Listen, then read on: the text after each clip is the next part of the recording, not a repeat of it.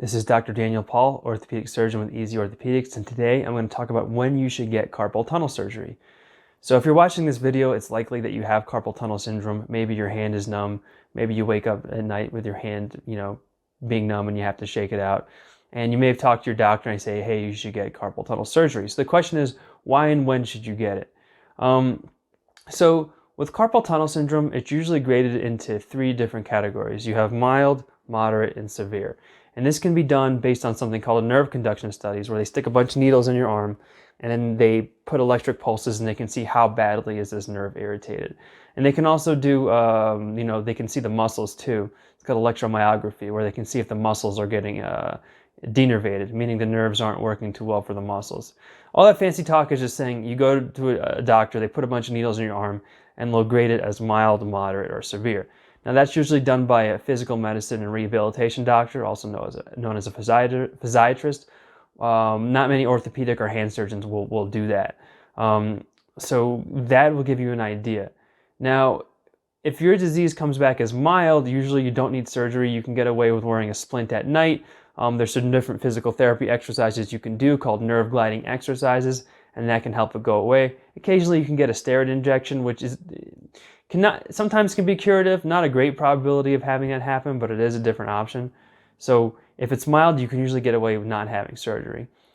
If it's moderate, it means that the nerve is pretty irritated, and probably means sooner or later you're going to get surgery, but you would need surgery, but there's not really a rush to it. So again, you can try those same sorts of things. You try wearing splints at night. And the reason why we wear splints at night is because the nerve has the most space when your wrist is like this. And when you do this or you do this, it crunches the nerve and it makes it irritated. And everybody happens to sleep. A lot of people sleep like this.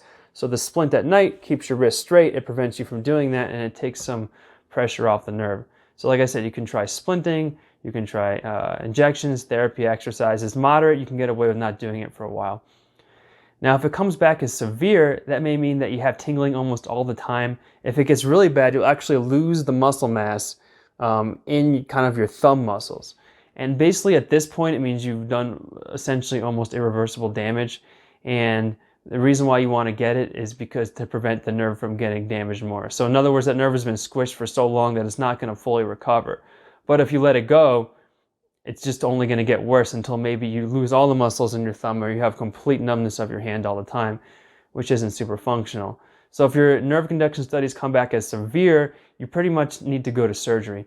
It doesn't have to be like the next day, but you want to do it sooner rather than later. This isn't something you want to put off for years or even many months.